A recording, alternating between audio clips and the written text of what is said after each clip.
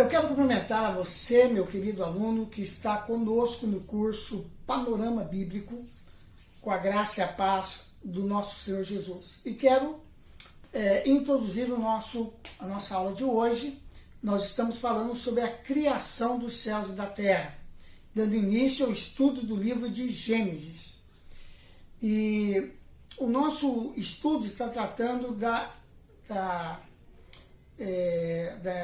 entrada, né, do pecado no universo, como que o pecado entrou no universo. Por que nós estamos falando sobre isso? Para que nós possamos ter um entendimento claro de tudo aquilo que envolve esse início do livro de Gênesis, né? Como que a terra que foi planejada por Deus para ser uma terra habitada veio a se tornar caótica, né? Porque quando nós lemos ali no início de Gênesis, no princípio criou Deus o céu e a terra, né? E a terra era sem forma e vazia. Nós vemos que no texto hebraico esse verbo era sem forma e vazia, essa expressão, ela significa que a terra se tornou sem forma e vazia. E a expressão sem forma e vazia no hebraico é uma palavra que dá a ideia de caos. Então a terra se tornou caótica. Quando ela foi criada, ela não era, ela se tornou. Então, para nós podermos entender isso, né, sabemos o que realmente aconteceu ali, nós precisamos fazer um estudo um pouco mais amplo e entender como foi que o pecado entrou no universo. E para que a gente possa entender isso, nós não podemos deixar de fazer um estudo sobre os anjos. Então nós estamos estudando os anjos. A primeira coisa que eu procurei mostrar para você no início desse estudo é aquilo que nós chamamos de profecia de dupla referência. Por que é importante entender isso? Porque a profecia de dupla referência, ela vai tratar de algo que vai estar sendo falado, que tem a ver com o momento que a profecia está sendo entregue, mas ela tem uma repercussão no futuro, né? E até um exemplo que nós já lemos, né, é a profecia sobre o trono de Davi, né? Porque Deus falou a Davi que ele teria um reino eterno, mas ele estava profetizando acerca de Jesus, né? Porque Davi não está assentado no trono hoje, né? Quem que está sentado no trono de Davi? É Jesus. Mas a profecia foi dada a Davi, fazia referência à sua descendência, mas com uma projeção no futuro cuja referência era Jesus. Bom, entendendo o que é uma profecia de dupla referência, nós vamos trabalhar com alguns textos que falam sobre a criação de um querubim, que é chamado no livro de Ezequiel, né? No livro de Ezequiel, capítulo 28, verso 1 a 10, de o querubim da guarda ungido, o selo da perfeição, né? Um ser que era perfeito em formosura. Então, esse ser, que aí nós temos toda uma explicação na aula passada, não vamos dá-la de novo, mas esse ser veio a se tornar aquele que é chamado hoje de Satanás, o adversário de Deus. A princípio, ele foi chamado de Lúcifer, uma palavra que vem da tradução latina da Bíblia Vulgata, que significa estrela da manhã, filho da alva, ou o sentido literal, né, do nome é transportador de luz. E esse querubim, ele morava no Jardim do Éden, diz, né? Que ele estava no Éden, Jardim de Deus. Este Éden é um Éden mineral, né? Um lugar maravilhoso, mas que não tinha vegetação, não tinha vida humana lá, só tinha minerais. E ele morava ali, ele habitava ali, né?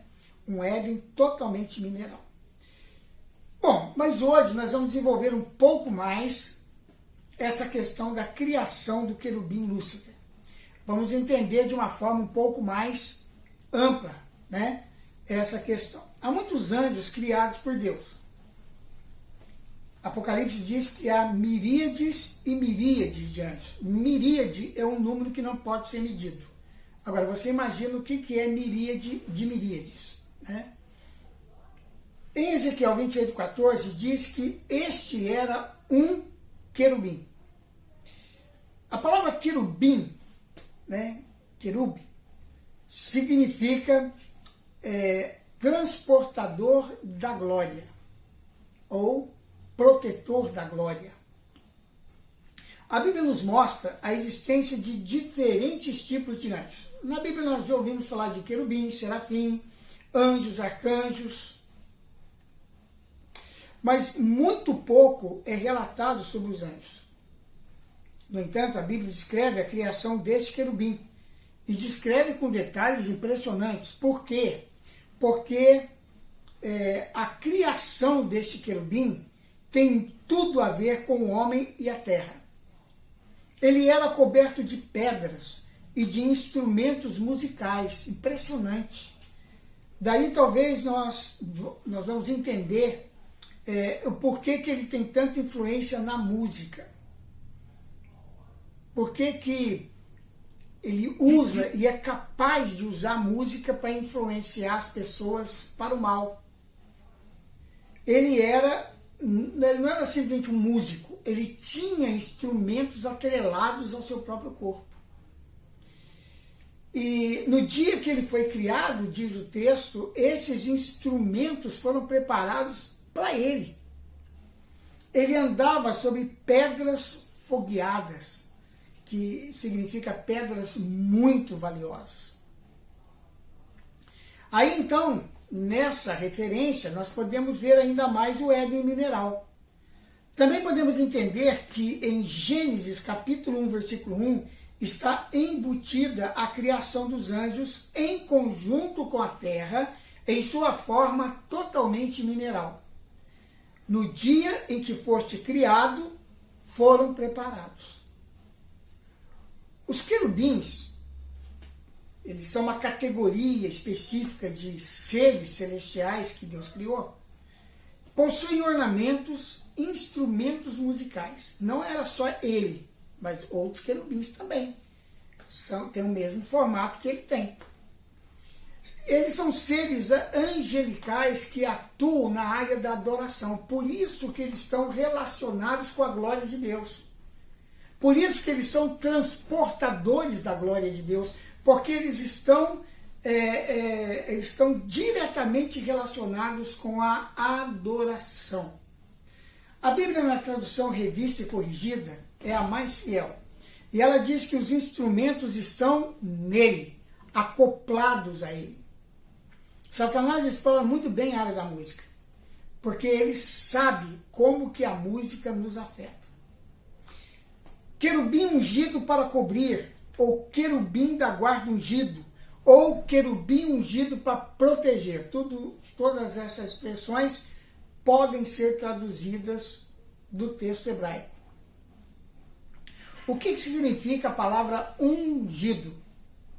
Ungido mostra que Lúcifer tinha uma posição destacada de chefia.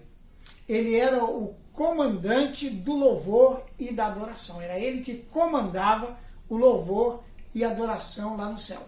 Agora veja só, ungido, a palavra unção, né, que é a palavra crisma, significa capacitação, ser capacitado para dar início a alguma coisa.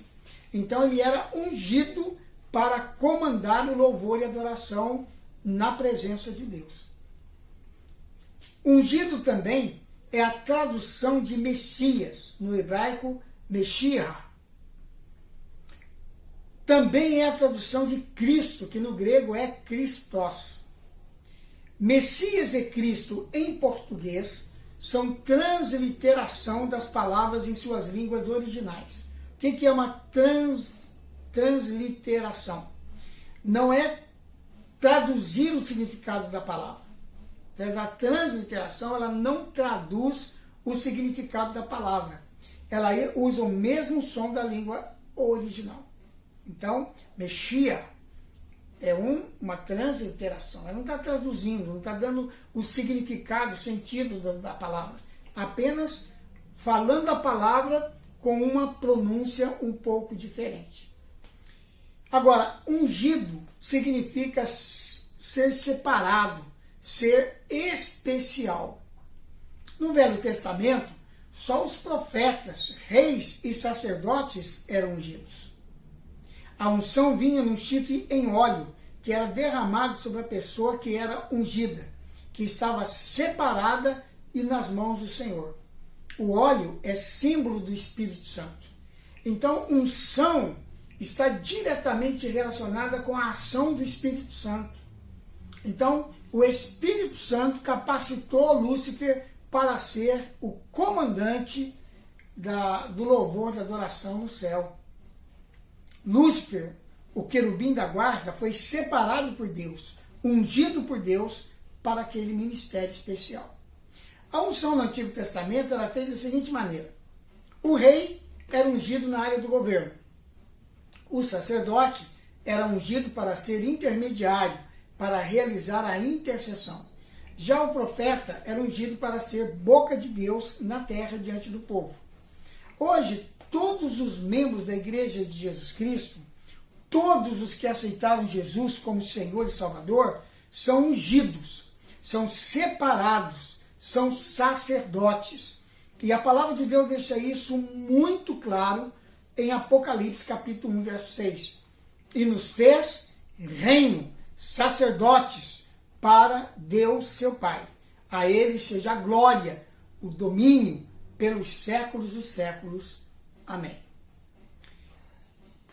Ele era um querubim da guarda ungido. Para quê? Para cobrir. Isso significa, ele era aquele que guardava, aquele que protegia, aquele que cuidava. Toda vez na Bíblia que nós vemos a descrição do trono de Deus, vemos que os querubins estão lá, na sala do trono, para cobrir, guardar a glória que está sobre o trono. Estão lá para o louvor e adoração de Deus. Quer dizer, guardar não significa vigiar, porque Deus não precisa que ninguém vigie a glória dele. Ele é onipotente, tem todo o poder. Não, mas significa estar lá para a disposição de Deus para louvor e adoração a ele. Agora, vamos ver aqui uma descrição do querubim e do trono de Deus. Você pode abrir a sua Bíblia em Ezequiel capítulo 1, do versículo 3 ao 28, e ler, que você vai ter uma descrição desse querubim do trono. Essa passagem vai falar de maneira muito clara. Você também pode, e tenha isso como uma tarefa do nosso curso, ler Ezequiel 10, 14, 15 e 20. E para que você tenha essa descrição. Também um outro texto muito importante, que vale a pena ser lido, é Apocalipse capítulo 4, que também dá uma descrição maravilhosa do trono de Deus, com os 24 anciãos que se prostram diante daquele que está sentado sobre o trono. Eles o adoram, lançam suas coroas diante do trono. Então, é descrito aqui em Apocalipse uma visão assim gloriosa do trono de Deus, E em Ezequiel nós vamos ver como é que este querubim atuava, interessante que em Ezequiel capítulo 20, no capítulo 1, do versículo 3 a 28, onde Ezequiel dá uma descrição maravilhosa do trono, diz que o trono, ele se move, e ali se dá para ouvir o ruído das asas, como o ruído de muitas águas, como a voz do onipotente, o ruído de tumulto, como o ruído de um exército. E aí, quando aqueles seres viventes param, as rodas também param. É algo extraordinário, uma visão gloriosa. Ele viu, o profeta, ele viu ali como um brilho de âmbar, como o aspecto do fogo pelo interior dele, ao redor deste, a semelhança dos seus lombos e daí para cima, e desde a semelhança dos seus lombos e daí para baixo, ele viu como a semelhança de fogo, e havia resplendor ao redor dele. Então, assim, foi uma visão extraordinária. Você pode depois pegar o texto, Ezequiel capítulo 1, ler a partir do verso 3 até o 28, e você vai ter uma visão assim maravilhosa do trono de Deus, né? No capítulo 10, versículos 14 e 15, ele vai falar sobre os seres que estavam ali, que tinham 4 rostos, né? O primeiro rosto era rosto de querubim, o segundo de homem, o terceiro de leão e o quarto de águia, né? Era a descrição dos querubins, né? E João, em Apocalipse 4, vai mostrar o trono lá com o arco-íris, né? Semelhante à aparência esmeralda, um símbolo da aliança que Deus fez com os homens lá na época de Noé, no dilúvio, né? Após o dilúvio, o arco-íris vai estar lá, nós vamos falar sobre isso quando a gente for estudar sobre Noé, né? Então, tudo isso aqui é uma descrição maravilhosa do trono para que você possa ter esse entendimento. Ezequiel teve uma visão do trono de Deus, da sala do trono, com os 4 seres viventes e conheceu que eram querubins. Agora veja só, volto a repetir, Deus não precisa que eles guardem o seu trono, mas ele assim estabeleceu para o seu louvor e a sua adoração. Ok? Então, nós terminamos por aqui hoje. Na nossa próxima aula, entramos na aula 5 e vamos falar sobre a origem do pecado. Depois de um breve resumo dessas aulas que nós tivemos, vamos continuar o estudo de Ezequiel 28 e pensar um pouco sobre a origem do pecado. Ok? Muito obrigado por você estar assistindo esse vídeo. Eu quero, nesse momento, orar e abençoar a sua vida. Pai, no poder e na autoridade do nome de Jesus, eu oro para que o Senhor toque poderosamente a vida de cada um dos nossos alunos, derramando graça abundante sobre a vida deles. Que o Senhor possa, nesse momento, Senhor, visitar essa pessoa que talvez esteja com o seu celular ligado aí no nosso canal, assistindo, mas ela está num leito de hospital, está enferma, com uma doença grave. Eu quero, neste momento, pelo poder do nome de Jesus, repreender essa enfermidade e declarar a cura deste meu irmão ou desta minha irmã que esteja, neste momento, assistindo esse vídeo. Que o Senhor toque pelo teu poder, liberte os cativos, aqueles que são prisioneiros de Satanás. Toca pelo poder do teu nome, repreendo todo o mal, toda enfermidade, declaro prosperidade e bênção do Senhor sobre a vida de cada um dos nossos alunos, daqueles que estão participando e desenvolvendo este curso Panorama Bíblico. Muito obrigado, meu Pai. Eu te agradeço pelas coisas grandiosas que certamente Tu estás fazendo nesse momento na vida de muitas pessoas, em nome de Jesus. Amém. Amém, querido? Lembrando você, por favor, não deixe de curtir esse vídeo, se ele foi bênção para a tua vida, de se inscrever no canal se você ainda não é inscrito e compartilhá-lo nas redes sociais. Um forte abraço, estaremos de volta em breve com outro vídeo, com a nossa aula número 5 do curso Panorama Bíblico.